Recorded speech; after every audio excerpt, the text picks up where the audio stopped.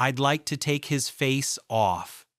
Face divided by off wasn't just another late 90 seconds action blockbuster.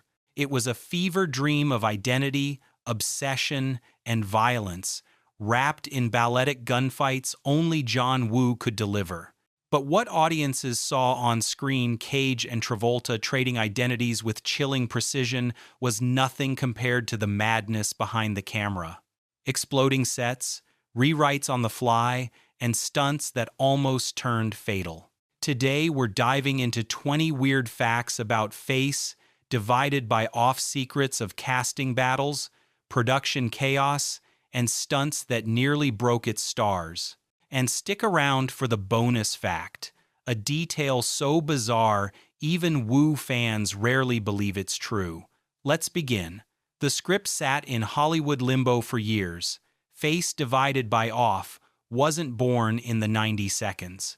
The original draft dates back to 1990, when writers Mike Werb and Michael Collery pitched it as a sci-fi thriller set in the near future. The idea of swapping faces with microsurgery sounded too outlandish at the time, and studios passed. Paramount even optioned it, only to bury it in development hell. For 6 long years, the script floated around town, constantly rejected for being too weird or too ambitious. It wasn't until John Woo signed on after successes with Hard Target and Broken Arrow that the project caught fire again. Woo stripped away the futuristic setting, grounding the story in gritty realism.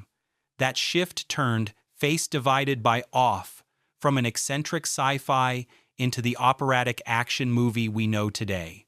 What started as a shelved curiosity became one of the most original blockbusters of the decade. Stallone and Schwarzenegger almost starred. The original dream casting wasn't Nicolas Cage and John Travolta. Producers initially courted Sylvester Stallone and Arnold Schwarzenegger. Imagine Stallone snarling, "I want his face off." The problem? Their on-screen personas were too similar, audiences wouldn't buy into the identity swap. The studio moved on to other pairs, Michael Douglas and Harrison Ford, Al Pacino and Robert De Niro, even Jean-Claude Van Damme and Steven Seagal were rumored. It was only when Travolta, fresh off Pulp Fiction, showed interest that momentum returned. Cage followed, intrigued by the psychological madness of playing both villain and hero. Their differences, Cage's manic energy versus Travolta's calculated smoothness, made the face swap premise work. Not Stallone's granite jaw, not Arnold's Austrian growl. Instead, two actors hungry to reinvent themselves made movie history. Nicolas Cage nearly quit during filming. Cage originally signed on to play Castor Troy, the flamboyant terrorist. But when he learned he'd spend most of the movie playing Sean Archer, his enemy's straight-laced persona, he balked. "I don't want to be the good guy," Cage reportedly told producers. He feared losing the chance to indulge in Castor's wild, villainous antics. John Woo calmed him by emphasizing the duality. Cage would get to play both roles, sometimes switching emotional gears mid-scene. The promise of exploring extremes convinced him to stay.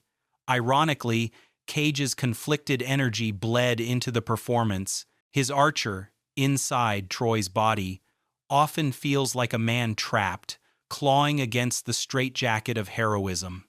That tension made his portrayal unforgettable. A casting near disaster turned into one of the strangest dual performances of the 90 seconds. The church shootout was almost cut. One of Face, divided by off's most iconic sequences, the gun battle in a church with doves fluttering through gun smoke, nearly didn't make the final cut. Studio executives worried it was too stylized and dragged the runtime. John Woo, famous for blending religious imagery with action, fought fiercely. He insisted the scene wasn't just spectacle, it was the film's spiritual core. "Doves represent the purity of the soul," Woo explained. Cutting it would strip away the operatic tone he envisioned. Against pressure, Woo held firm, even threatening to walk. Paramount relented. Today, the scene is hailed as pure woo, chaotic yet poetic. Bullets shredding stained glass while innocence flutters above. It's hard to imagine face divided by off without that surreal collision of violence and beauty. The prison riot was a production nightmare. The futuristic prison sequence where magnetic boots keep inmates tethered was brutal to shoot. The set was built inside an abandoned naval shipyard with heavy iron floors that echoed painfully with every step. The actors wore 15-pound boots fitted with magnets, forcing them into awkward gaits. Cage reportedly bruised his ankles after repeated takes. The riot itself escalated into chaos. Extras playing inmates went too far, throwing real punches and nearly injuring stuntmen. John Woo shot the scene with multiple cameras rolling non-stop, capturing unpredictable moments of violence. By the end, the cast was battered, exhausted, and covered in bruises.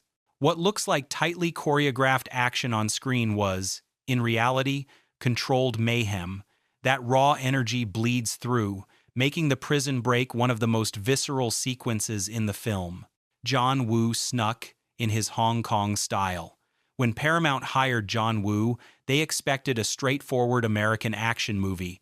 What they got was a director determined to bring Hong Kong cinema sensibilities to Hollywood.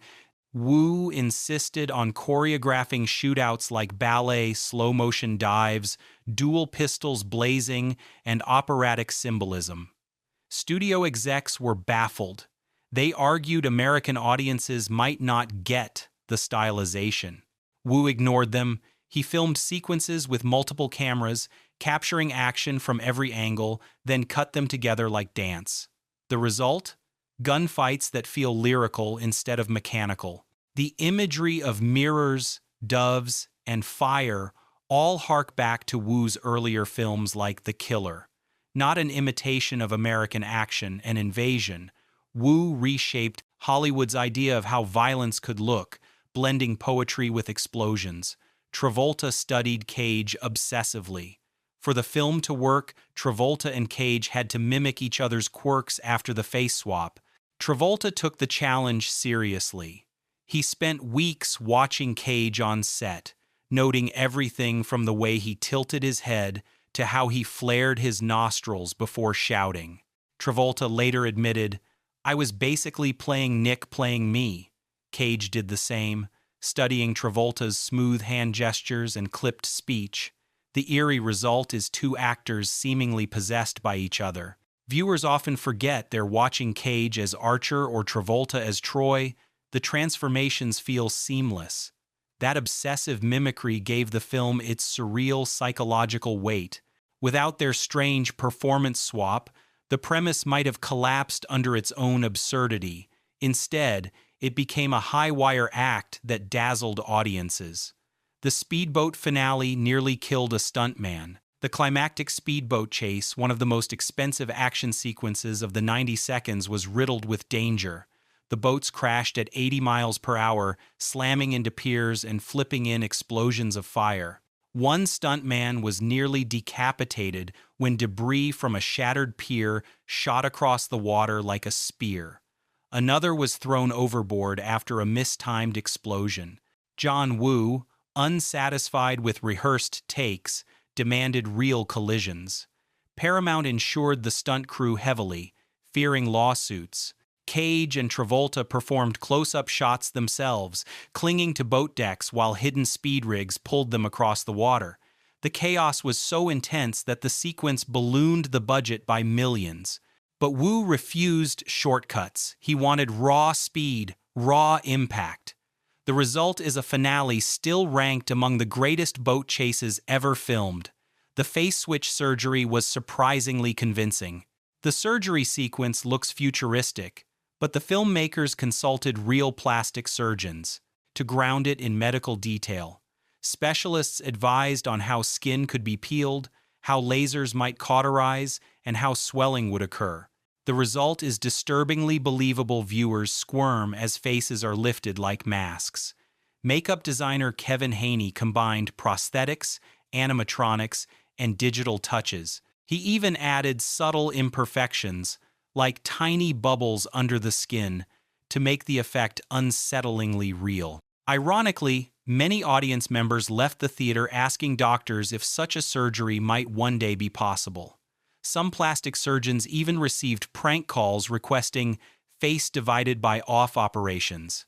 What was meant as science fiction blurred uncomfortably close to medical plausibility, giving the film an extra layer of body horror fascination. Cage terrified the child actor in the opening scene.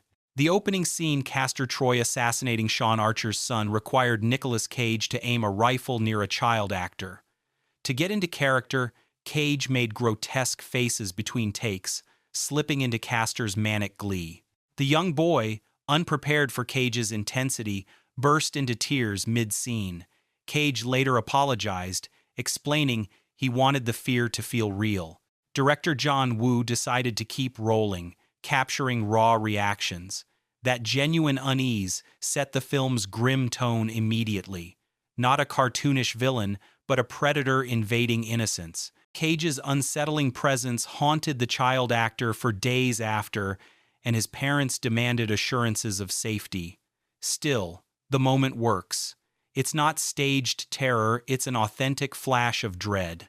A reminder that on face, divided by off, performance and reality sometimes collided uncomfortably.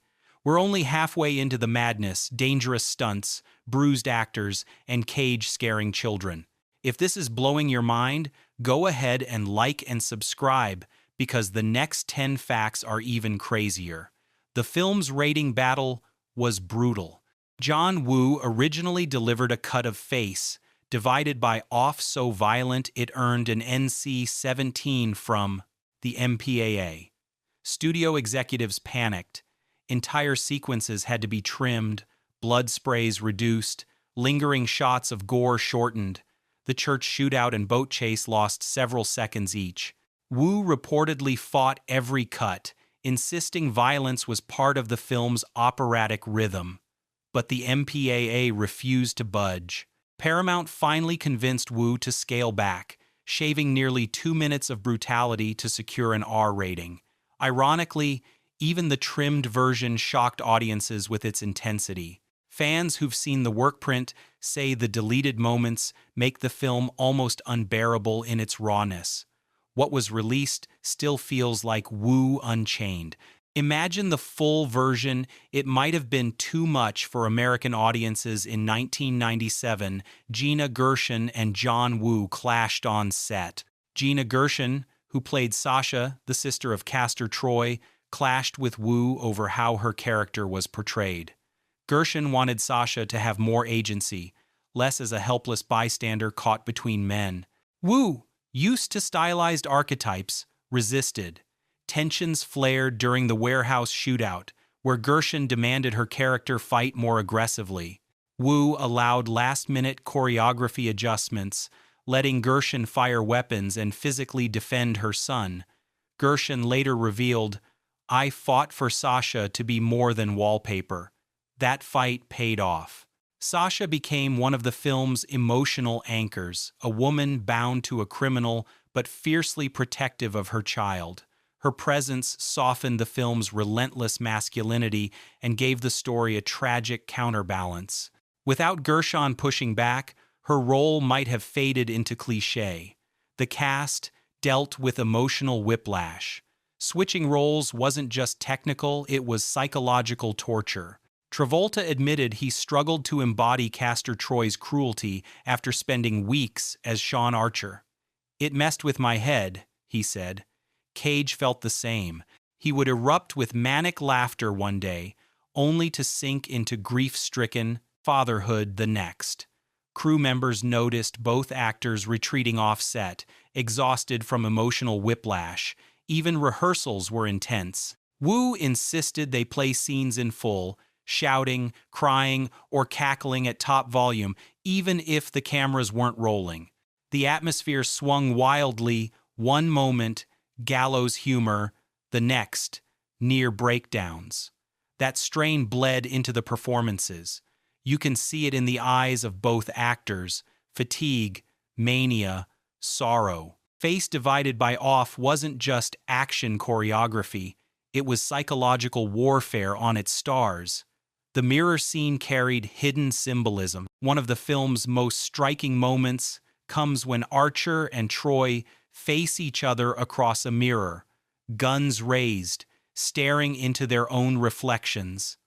On the surface, it's stylish framing, but Woo meant it as a metaphor. He said, "The greatest enemy is always yourself."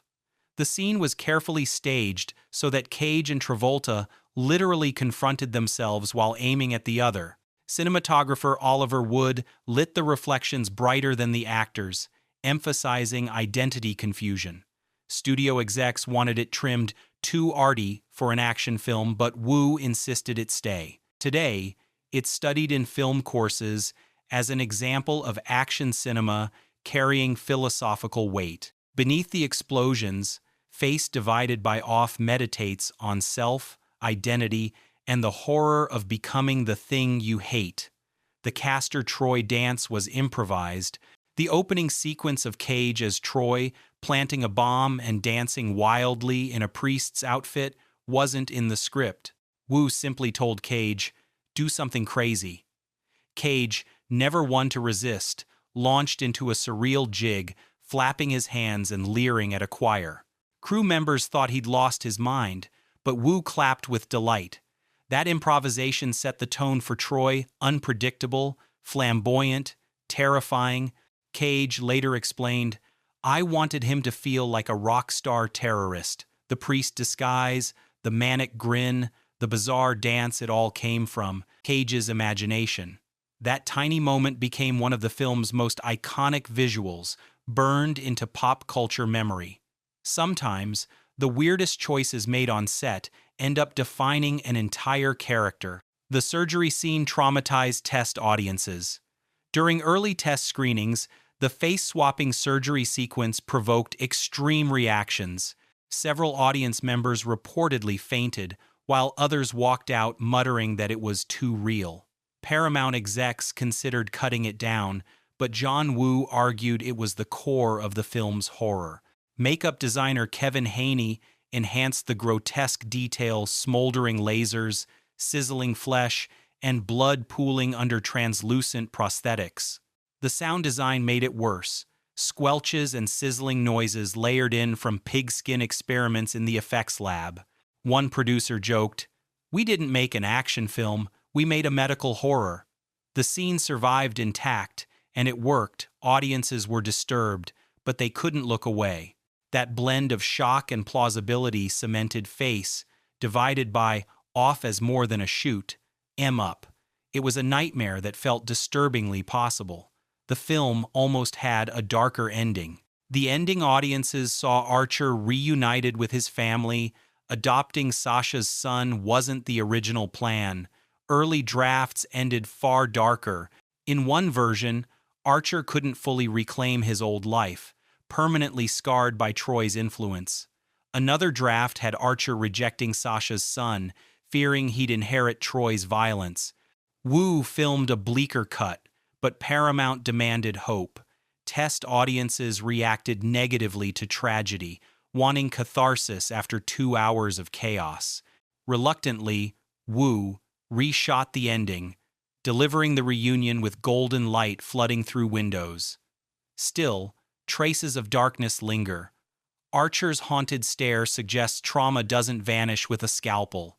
It wasn't the tragic finale Woo wanted, but the compromise gave the film box office power while still hinting at psychological scars that never heal. The hospital escape nearly went wrong. In the hospital escape sequence, Cage as Archer leaps from a gurney, sliding across the floor as bullets rain. The stunt required pyrotechnics, collapsing walls, and exploding medical equipment. Timing was everything too early, and Cage would be engulfed in flames. Too late, and the ceiling debris might crush him. During one take, the explosives fired milliseconds off. Cage's costume caught sparks, igniting briefly before crew rushed in with extinguishers. The actor escaped injury, but the scare rattled everyone. Wu insisted Cage continue doing close-ups for authenticity. That mix of danger and performance intensity electrified the scene. What looks like chaos on screen was real chaos, fire, smoke, and collapsing debris threatening disaster at every turn. The moment highlights how close Face Divided by Off came to trading fiction for tragedy. Travolta relished playing evil. John Travolta had spent years typecast as the charming good guy or the washed-up star. When he finally got to play Castor Troy's sadistic swagger, he embraced it. Travolta confessed it was liberating to channel pure evil, especially in scenes taunting Archer's family. "It was delicious," he said, but playing evil took a toll. Co-stars recalled him pacing nervously after takes, trying to shake off the darkness. Ironically, audiences loved Travolta's villain more than his hero. Critics praised the way he slid between fatherly tenderness and predatory menace. For Travolta, it was a career jolt, proof he could embody something more sinister than Grease's Danny or Saturday Night Fever's Tony. Without Face Divided by Off, Travolta's late 90 seconds resurgence might have fizzled. Evil didn't just pay, it resurrected him. The film's success surprised everyone. When Face Divided by Off premiered in June 1997, expectations were cautious. Action fatigue was setting in after years of formulaic blockbusters. But the film exploded, earning over $245 million worldwide. Critics, who usually dismissed action cinema, praised its operatic ambition. Roger Ebert called it a classic example of the kind of movie that's made out of other movies and yet stands alone. Audiences were transfixed not just by explosions, but by performances that blurred hero and villain. Paramount realized too late they had underestimated Wu's vision. What they feared was too weird became a cult-defining hit. The film even snagged an Academy Award nomination for sound effects editing. Face Divided by Off didn't just succeed. It redefined what a summer action movie could be. Stylish, psychological, unforgettable. A sequel almost happened twice. After the film's success, Paramount immediately considered a sequel. Writers pitched ideas where Archer and Troy's sons grew up and repeated the face swap cycle. Cage and Travolta expressed interest if the script was wild enough. But Wu balked, saying, "This story is finished." Years later, rumors of a reboot resurfaced, with director Adam Wingard, Godzilla vs. Kong, attached. Wingard clarified he didn't want a reboot, but a direct sequel, the continuation of Archer and Troy's saga. As of now, the project floats in development, a ghost of Hollywood's obsession with recycling IP.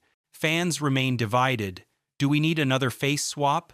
Maybe not, because Face Divided by Off wasn't just a film. It was lightning in a bottle, chaos, madness, and beauty colliding once. Some things shouldn't be replicated. Closing reflection.